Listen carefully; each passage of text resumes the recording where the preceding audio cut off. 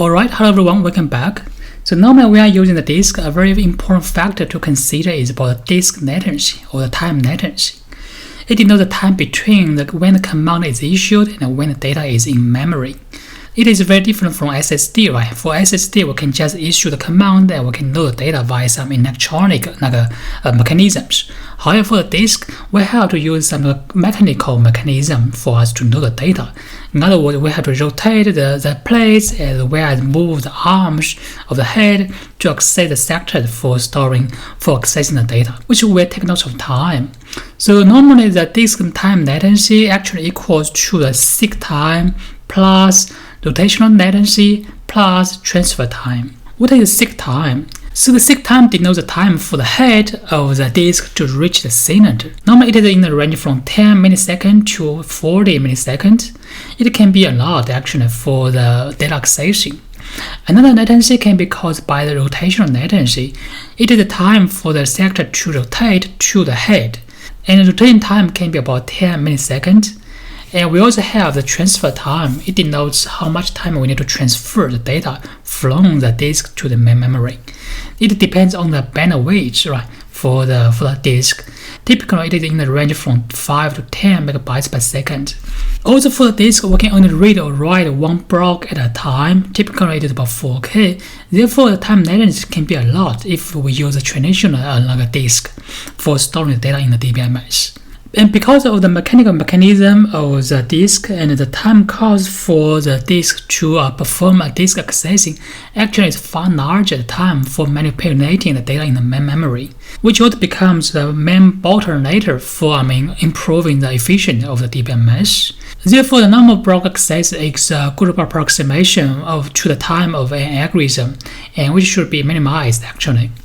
And we need to introduce a term is called throughput. It equals to the number of disk access per second the system can accommodate.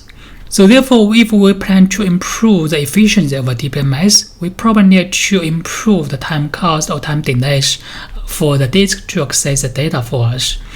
There actually exist different ways to accelerate access to hard drive disk when accessing the data.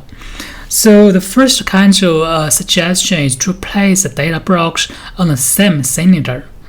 In other words, we don't need to move these arms forward and backward again and again, and it can save lots of time for us if we place the data on the same cylinder. Also, it will be much better if we can divide the data among several smaller disks. Also, sometimes the storage space also allows us to mirror some disks, so we can store multiple copies of the same data at multiple disks at the same time. Then we can access the data simultaneously on multiple disks.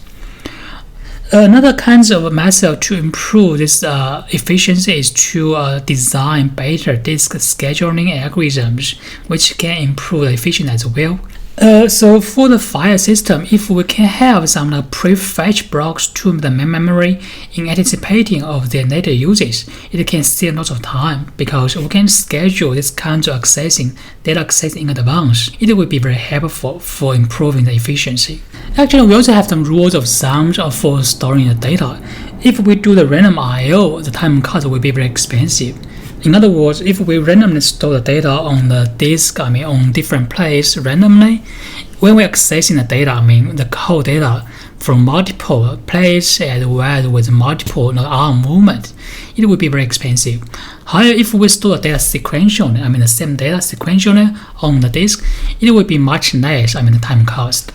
And we have some examples shown here. If we plan to store 1 KB block and we do the random I/O, the time cost will be about 10 milliseconds.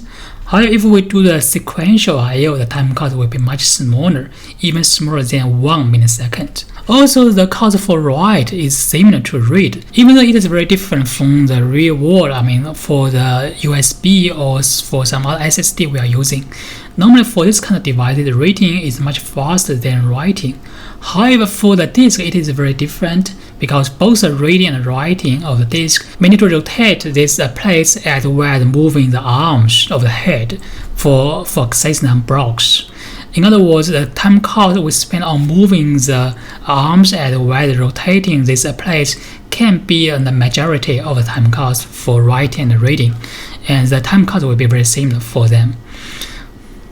Also, if we plan to modify some blocks on the disk, the process will be like this. We have to read the block to the main memory first, and we can modify the data in the main memory, and then we can write the data from memory to the disk again and verify if the writing is successful or not. In other words, we cannot do the modification on the block directly. We have to load to the main memory so we can modify the data and write back.